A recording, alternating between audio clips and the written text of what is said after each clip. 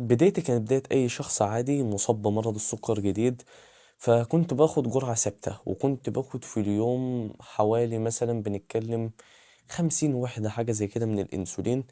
بس الجرعة دي ما بتجيبش مفعول بسبب إن نوعا ما مش ملتزم بالكلام اللي الدكتور بيقولهولي. فكان الجرعة بتزيد وتزيد وتزيد وتزيد، وكنت واصل لمرحلة إن أنا باخد جرعة كده من دماغي بشكل عشوائي. فعلى حسبتي دلوقتي أنا كنت باخد حوالي 100 جرعة، 100 وحدة أنسولين من السريع والبطيء، مجموعهم حوالي 100، 110 حاجة زي كده، بس مش أقل من 100. كنت باخد وحدات كتير جدا، آسف في الكلمة، كتير فشخ، بطريقة مجنونة.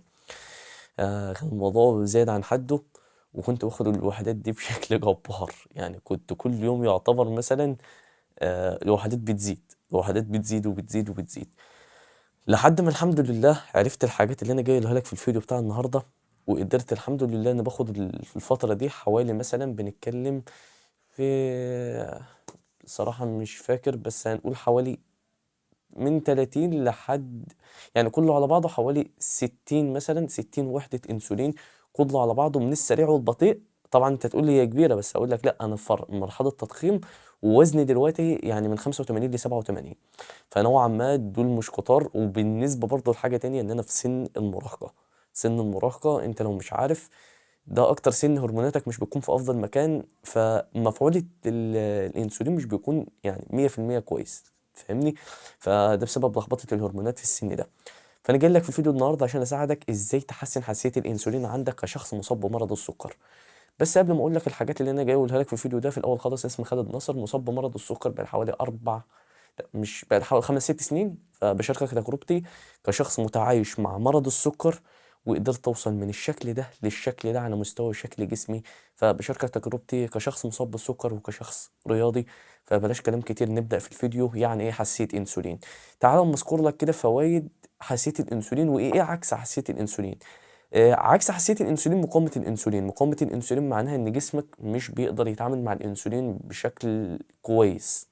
فمثلا لو انت شخص مصاب بالسكر وبتاكل وجبه محتاجه 5 وحدات مثلا، وسكرك بيبقى مظبوط، مع الوقت بتلاقي نفسك محتاج 7 وحدات على نفس الوجبه، او بتاخد نفس ال5 وحدات بس بيحصل ارتفاعات جباره. فكده معناها ان جسمك بيقاوم الانسولين. تمام؟ الموضوع ده بيحصل برضو للانسان العادي، وعلشان كده بتلاقيه عنده مقاومه انسولين. تمام؟ حساسيه الانسولين عكس كده. حساسيه الانسولين معناها ان انت جسمك بيتحسس الانسولين بشكل افضل مع الوقت. يعني مثلا لو انت بتاكل وجبه محتاجه 5 وحدات، فتاخدها تلاقي يحصل انخفاض، فبتحتاج وحدات اقل مع الوقت. ده بالنسبه لمريض السكر. وبرضه الانسان الطبيعي نفس العمليه دي، بس مش بالشكل ده، بتبقى عمليه حيويه في جسمه كبيره. تمام؟ فدي حساسيه الانسولين. وبتفيد في ايه؟ تفيد ان انت تستفيد من الاكل بشكل كويس وجرعك تقل. وكلما قللت من جرعه الانسولين، كل ما الموضوع بقى افضل ليك كشخص مصاب. فموضوع ان انت جرعات الانسولين بتاعتك تقل مع الوقت، ده موضوع كويس جدا جدا جدا. تمام؟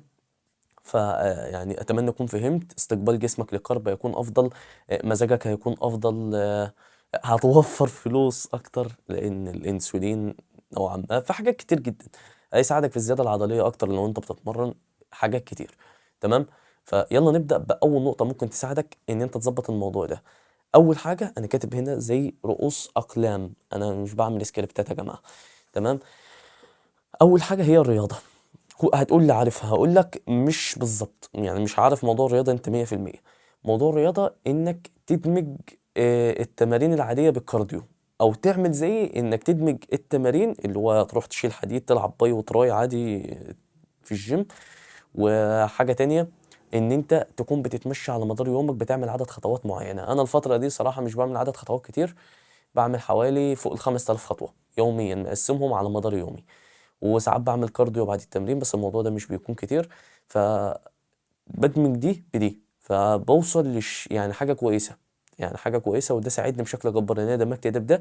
ودي قعدت وقت عمنا فهمتها.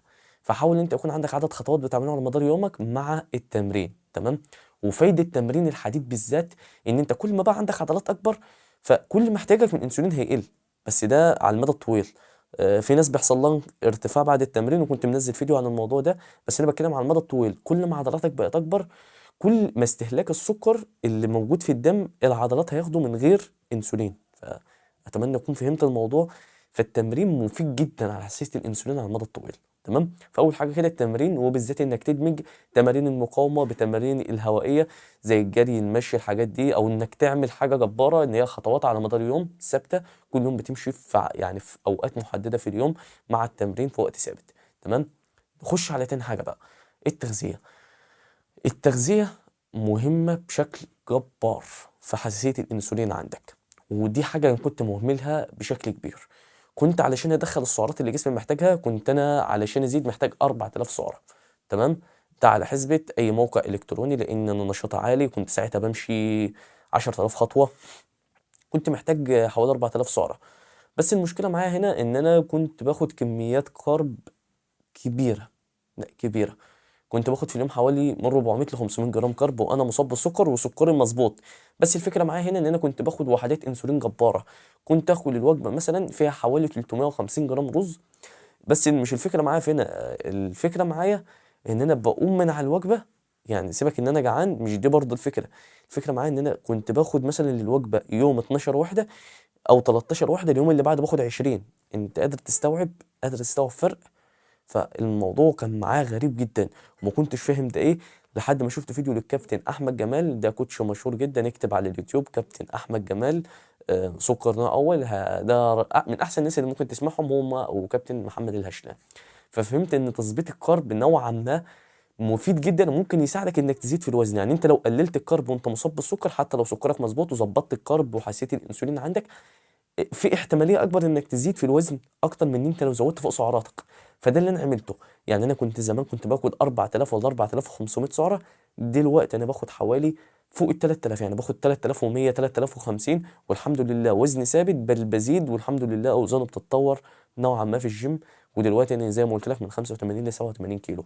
فحساسيه الانسولين لها علاقه جباره بالاكل. طبعا هتقول لي اعمل ايه؟ هقول لك ظبط كميات الكارب نوعا ما ان هي تكون قليله، مش لازم تاخد فائض من السعرات، امشي على سعرات ثباتك او اقل من سعرات ثباتك لحد ما حساسيه الانسولين عندك تبقى افضل، وساعتها ابدا ارفع في الكالوريز نوعا ما شويه، او اثبت على الكالوريز، وصدقني هتزيد عضلات لو انت بتتمرن. فدي حاجه انا اكتشفتها مع الوقت، فحاول انك تعملها موضوع التغذيه. تالت حاجه في الفيديو، النوم. النوم النوم مفيد بشكل جبار. يعني اليوم اللي مش بنام فيه كويس، مثلا يوم نمت فيه كويس ويوم ما نمتش فيه كويس، اليوم مثلا اللي نمت فيه كويس بصحى من النوم سكري كويس، سكري مظبوط على مدار اليوم، تمام التمام زي الفل، الجرعة مظبوطة، كله بيوتيفول. اليوم بعده ما نمتش فيه كويس، نمت فيه مثلا اقل من 6 ساعات او 6 ساعات مثلا، او كنت بصحى بالليل كتير، او حصل لي انخفاض في صحات، ايا كان اللي بيحصل ما نمتش كويس يعني. فاللي بشوفه ان تاني يوم سكره بيكون عالي اول حاجه. تاني حاجه الجرعات التصحيحيه مش بتعمل مفعول كويس علشان اوطي السكر. تالت حاجه متوتر ودايما دماغي تعبانه، وجرعات الانسولين بتعلى معايا، ومزاجي مش كويس.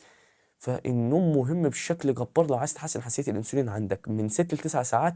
وانصحك انك تنام، يعني حاول ان انت مثلا لو عايز تنام 8 ساعات مثلا او 7 ساعات، تكون داخل على السرير قبلها بنص ساعه او ساعه، من ساعه لنص ساعه مثلا، ده هيكون كويس قوي على ما تدخل في النوم، لان انت ساعات بتكون على السرير بقالك فتره. تمام. وابعد التليفون عن عينك قبلها.